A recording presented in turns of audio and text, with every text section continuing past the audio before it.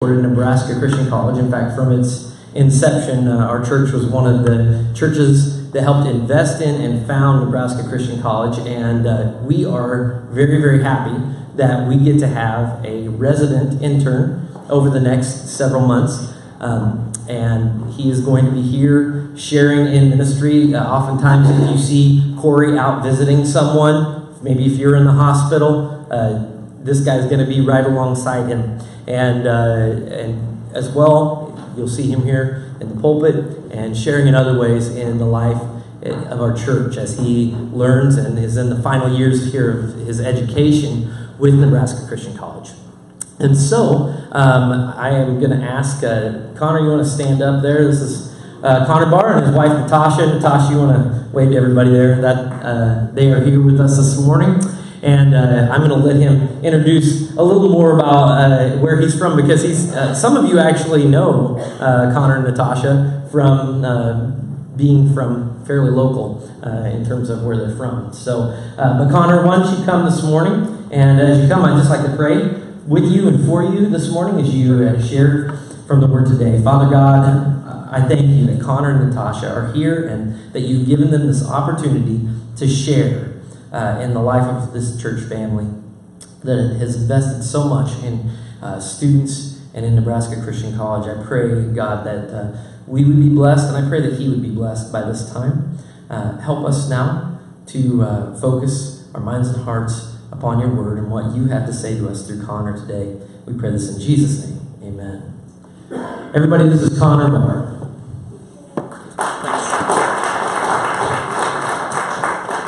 Good morning. So yeah, my name is Connor. I'm a senior at Nebraska Christian College. It is great to be with you this morning.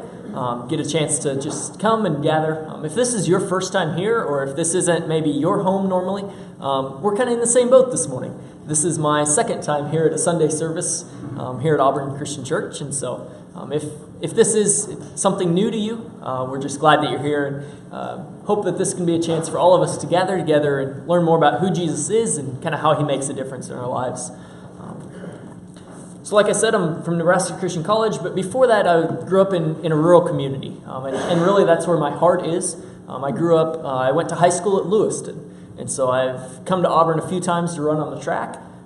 That's been about the extent of my coming to Auburn, but not very far away. I had 17 kids in my graduating class. 3 of them were girls. So we had a pretty great class, in my opinion. If you would ask those girls, maybe not, but we loved it. My wife is grew up south of Burchard and went to school at Pawnee City. And over this past summer, I had a chance to actually preach at her home church for a couple months. And I worked there in Pawnee City as well, and so I really got to know the community, kind of fell in love with that rural community, rural life, really.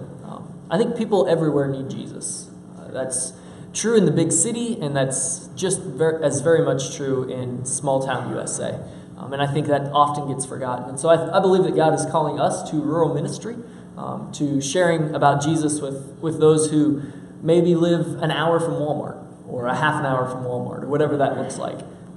People everywhere need Jesus. People everywhere need to hear of his love and his grace. That grace that says it doesn't matter what your life has been like. It doesn't matter what you've done. I still love you. I still care about you.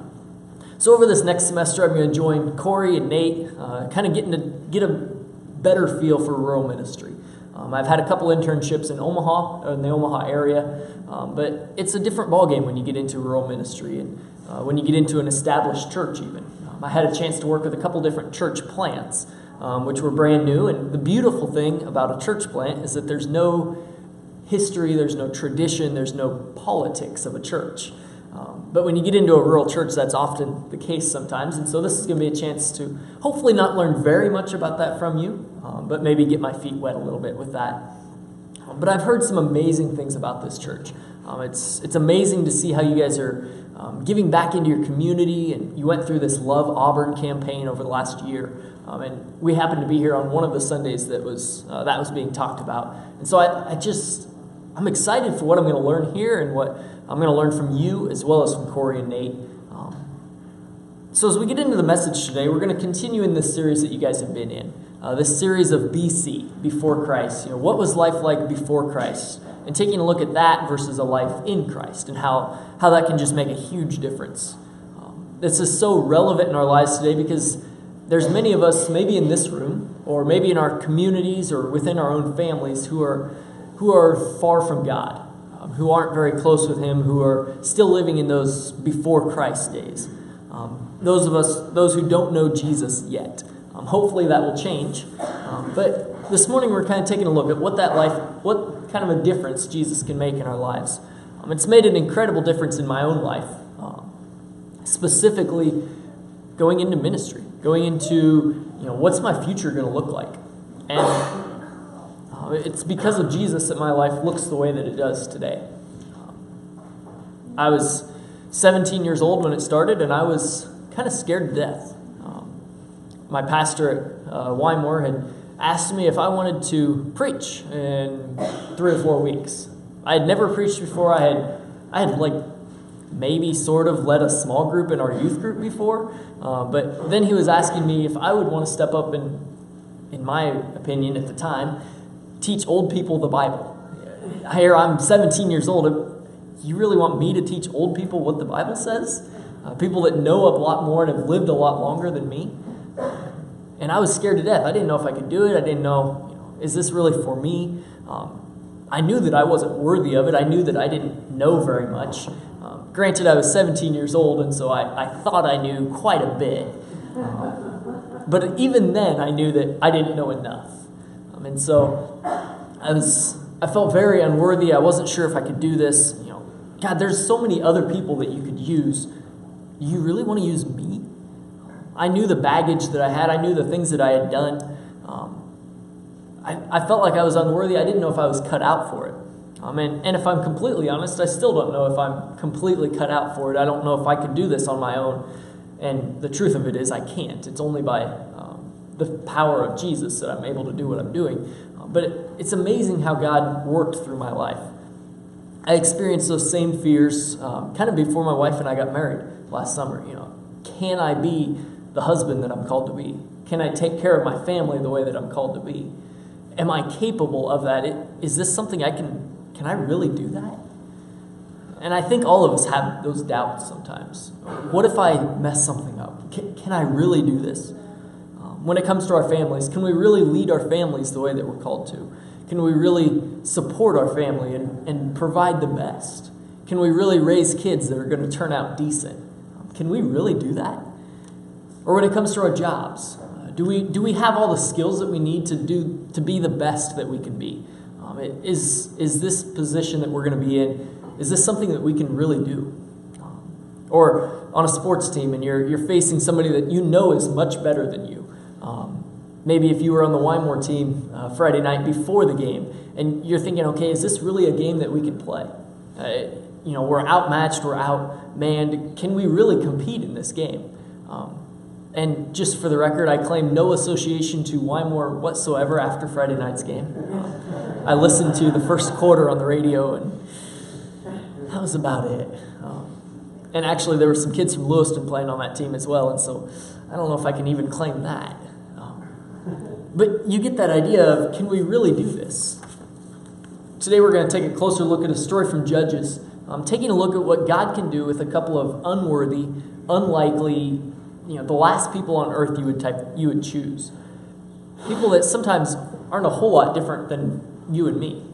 And so the story is found in Judges 4 and 5. But we're not going to read the entire story. I'll spare you that. We're going to kind of skip around a little bit. But I would encourage you this week or this afternoon or sometime to go ahead and read through this story. It's a fantastic story just to kind of get the big picture of how God works in our lives. The story starts in Judges 4, chapter 1, with a pretty good description of what God's people, the Israelites, are going through right now. Judges 4:1 says, "After Ehud's death, the Israelites again did evil in the Lord's sight." So this is just another time in the book of Judges where God's people are on a downward spiral. He's saved them before with Ehud, and this saved them from I think it was the Moabites. And then a few years later, they again do evil in the eyes of the Lord. God saves his people. Whoever he used to save him dies. God's people turn right back away from him. And it's just a cycle over and over in Judges. sometimes it kind of sounds like our own lives sometimes. Sometimes we're very close with God. Sometimes we're thinking about Jesus every moment of the day, or at least every day. And then all of a sudden there's a period in our lives where, oh yeah, Jesus. Kind of forgot about him. And so the Israelites are very far from God right now. They're living a pretty nasty life. They're doing evil in the eyes of the Lord. And so what happens next? The next few verses kind of describe how God stops taking care of them, stops protecting them. If they're not going to follow God, then he's not going to protect them anymore either. And so they get taken over by this Canaanite king. And he's got an army general by the name of Sisera, who has 900 chariots. And by the way, Israel has a grand total of 0 chariots. And chariots were a fantastic weapon of war and were able to do some great damage. And so for this reason, about 20 years go by, and the Israelites are captives by this Canaanite king. They're basically slaves. And so for 20 years, they're controlled by this foreign army. And then we get to meet the first of these unlikely characters that God chooses. The first one's named Deborah in verse 4. Deborah, the wife of Lapidoth, was a prophet who was judging Israel at that time. She would sit under the palm of Deborah between Ramah and Bethel in the hill country of Ephraim, and the Israelites would go to her for judgment. So God chooses to use this woman named Deborah to lead his people. This was a very, very male-dominated society. It was not an advantage to be a woman in this society at all. Deborah is introduced as the wife of Lapidoth, who I have absolutely no idea who he is. This is the only time he comes up. But her identity is, she is identified as this guy's wife, rather than just as who she is. And what's more, she is in no way a military leader. The very next verse, she calls a military guy by the name of Barak to come and help her. And this Barak wasn't black. He wasn't a former president. This was just a guy in their community that was a military leader. He could lead things. But Deborah is also described as a prophet. She was a prophet who was judging Israel at the time. And so she's a spokesperson for God. God chooses to speak through her life and to tell things that are going to come true at some point. So one day she sends for Barak, in verse 6. One day she sent for Barak, son of Abinoam, who lived in Kadesh in the land of Naphtali. She said to him, "This is what the Lord, the God of Israel, commands you. Call out 10,000 warriors from the tribes of Naphtali and Zebulun." These two names were 2 tribes of God's people. There was 12 tribes. This was 2 of the tribes that were living in this area. Call out 10,000 warriors from these 2 tribes and have them meet you at Mount Tabor. And I will call out Sisera, commander of Jabin's army. This was the Canaanite king, along with his chariots and his warriors. Who remembers how many chariots Sisera has? He's got 900, and the Israelites have none. 10,000 men against 900 chariots. It's a little bit of a mismatched battle. The men are going to lose every time. But he tells them to go and meet at Mount Tabor, and Sisera is going to come out to the Kishon Valley. And God says, "There I will give you victory over him." Barak told Deborah was saying this, Barak told her, "I will go, but only if you go with me." Talk about a scaredy cat. Talk about a scared military leader. Oh yeah, I'll go, but only if this woman comes along with me. I'm going to need a woman's help. And you can imagine the reaction just of somebody reading this in that culture. And so Deborah replies, "Oh, very well." She replied, "I'll go with you." But she said, "You will receive no honor in this venture, for the Lord's victory over Sisera will be at the hands of a woman."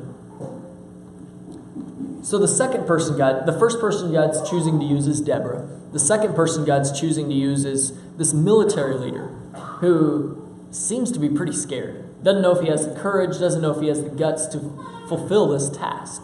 Doesn't think he can do it on his own.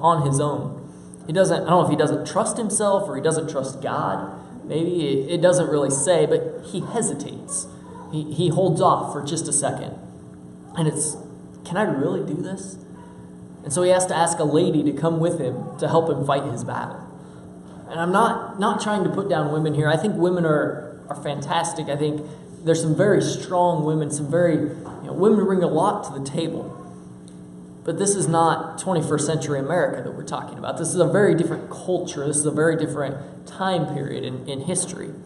And women weren't seen as an asset. They weren't seen as leaders. They weren't seen as worth even as much as a man. And so that's why it's such a shock when Barak says, I'll do it, but only if this woman comes along with me. Barak's got an incredible opportunity in front of him. He's got an opportunity to win this military victory by God's power that is going to, they'll talk about it for the rest of his life. And yet he chooses to back down and hesitate. And instead the honor doesn't go to him. He could go and get all this honor, all this praise, but instead he turns it down. And it's apparently because he doesn't think he's capable. He doesn't think he can do it. He doesn't think God can use him. Sound like any of us sometimes? Sometimes we don't believe that God can use us, and we miss out on an opportunity. We miss out on how God's could choose to work in and through our lives to do something big. But we hesitate. We don't let God work because we don't believe that he's capable of working through us. And so then the story skips down to the battle. We're going to skip a few verses here, skip down from verse 9 to verse 15, I think it is. And basically what happens is the people get into the places that God said they would be. Sisera and his troops wind up in the Kishon Valley. Barak gets his troops together, and they're up on Mount Tabor, which is just a little bit away from this valley. And so they're ready for this battle.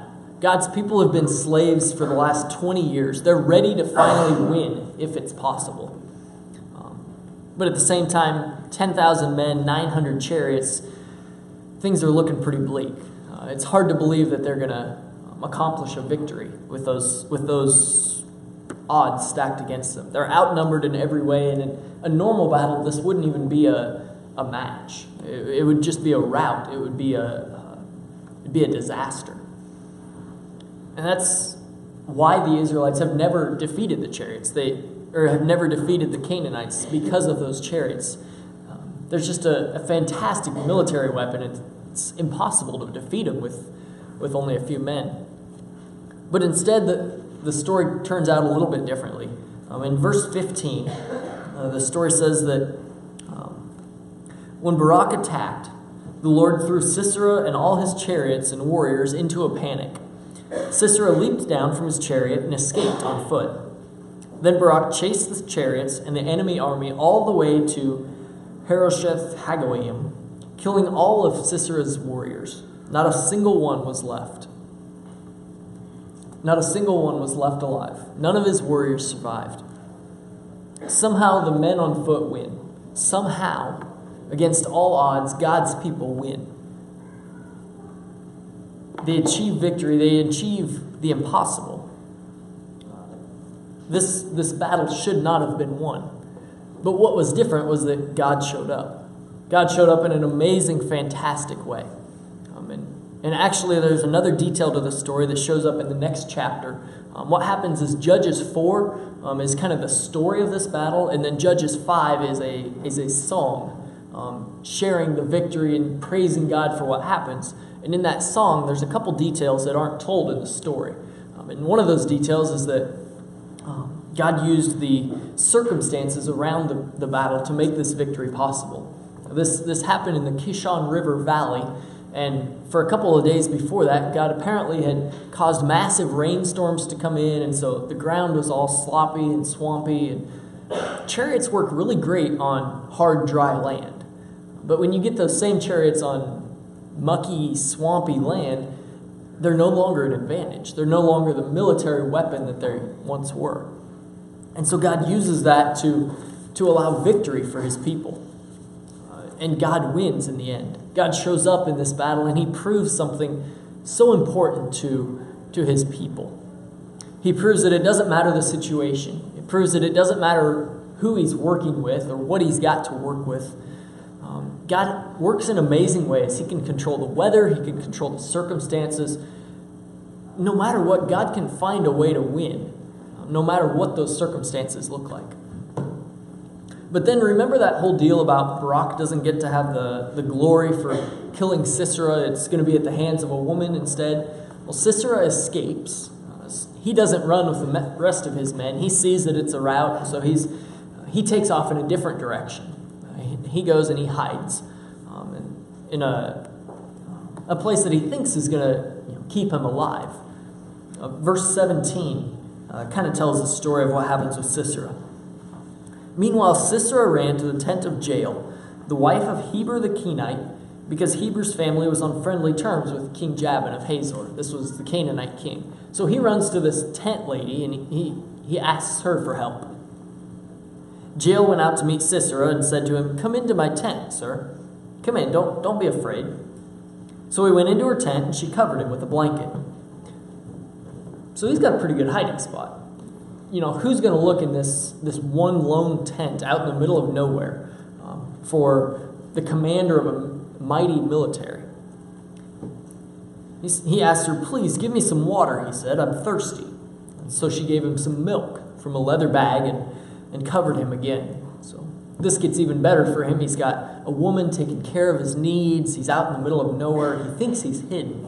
He thinks everything's good. This woman's husband isn't even home. Things have got to be going good for him.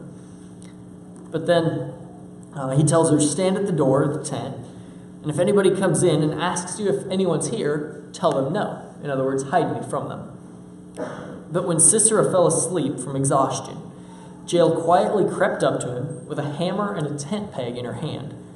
Then she drove the tent peg through his temple and into the ground, and so he died. Guess that's one way to die. This is honestly why I loved the book of Judges as a high school boy, because of the details that Judges brings out. This is one of the least expected ways that he would have ever dreamed that he would die. At the hands of this tent woman. God uses a woman who's not even a part of Israel. The Kenites were not a part of God's people. And God uses her, this wandering, nomadic woman, to do God's will, to accomplish his purposes. In fact, her and her husband seem to have had this peace deal with the Canaanites. They were on good terms, but yet God chooses to use her to take out Sisera. Verse 23, at the end of the story, just to kind of close the story out, says that on that day, Israel saw God defeat Jabin, the Canaanite king. And from that time on, Israel became stronger and stronger against King Jabin until they finally destroyed him. In other words, God wins in the end. God wins he takes this handful of unlikely, unworthy, undeserving, people that we would never expect God to be using. And he's able to work through them to accomplish his purpose. God uses unlikely, unworthy people to accomplish his purpose. God takes a woman and puts her in a leadership role in a male-dominated society. He takes a scared, unsure of himself military leader. He takes a foreign woman, and he uses their lives to accomplish his purposes, to lead his people to freedom from their slavery. When I was first asked to preach, when I first headed into ministry, began to think about that, I was scared. I didn't know if I could do it. I didn't know if God could use me because I knew my past. I knew the things that were hiding in my closet, so to speak. I knew what my life had looked like in my BC days, before Christ. I knew the things that I had seen, the things that I had thought, the things that I had said to friends, things that I had done. And can God really use me? Can God really take my life and do something with that? I knew the ugliness of what my life had been like. But God proved me wrong. God is continuing to prove me wrong in that he's working even through my broken life, my broken, messed up life to do things. Even despite me, I know that God is working in my life. One that I can think of was a lady at Restore Community Church, a church plant in West Omaha, named Casey. Casey had been struggling for years with forgiveness. I don't know her whole story. I know that there was a couple people in her life that had wronged her very severely, to where she wasn't sure if she could ever forgive them. But God worked in her life through a message that I happened to be preaching on forgiveness. And I don't think it was anything of me. I think it was all entirely God. But God worked through her life to the point where she found the strength to forgive those people, to let go of that hatred and that bitterness towards them. God worked in her life, and God worked through my life in a way that I don't understand how God works. I know that God works in incredible ways. He works in amazing ways that we don't understand. And I don't tell you that to say, hey, look at what a good preacher I can be sometimes. I tell you that because look what God can do despite me, despite my baggage, despite the things that have gone on in my life. Because it's not about my talent, it's not about my ability, it's not about what I can do at all. It's not a matter of can I do this, it's can God work through me. God took an unlikely group of people in the book of Judges to make a difference in his people's lives. And God took an unlikely, unworthy person like me to make a difference in Casey's life. And God can take an unlikely, unworthy person like you and use you to make a difference in the lives of the people around you. Because it's not about who you are. It's not about what you've done. It's not about your strengths or your abilities or, can I speak good? Can I say the right things? Do I know the right things? It's not about those things. It's about, can God use you to further accomplish his purposes? And I believe God can and is able to work through unlikely, unworthy people like me and like you. God can take you, who isn't sure that you can be the husband that you're called to be, not sure if you can lead your family the way that he calls you to do that. And God can take you and give you the strength to encourage your wife after a tough day. He can give you the strength to provide for your family in the ways that you should. God can work through your life to teach your children valuable, lifelong lessons that they need to know. God can take you, a mediocre, normal, unlikely, unworthy person, and work wonders in your life. God is absolutely capable of that. He shows us this in this story in Judges. God wants to do that. He wants to work in your life and through your life to make a difference. Coming up in October and November, we're going to take a closer look at this idea, a deeper look at this idea that God has a purpose for your life. God has things that he wants to do through your life. We're going to look at a study by a guy by the name of Rick Warren called What on Earth Am I Here For?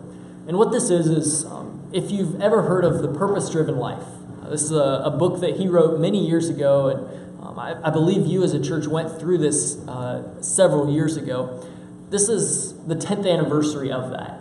Here a couple years ago, they came out with this new, updated version called What on Earth Am I Here For? And it just begins to take a look at a few of the answers to that question.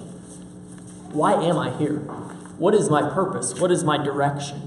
Why did God put me here? What on earth am I here for? And so we're going to kind of walk through that as a church through the months of October and November. And I would like to ask you to up your commitment in some way for that.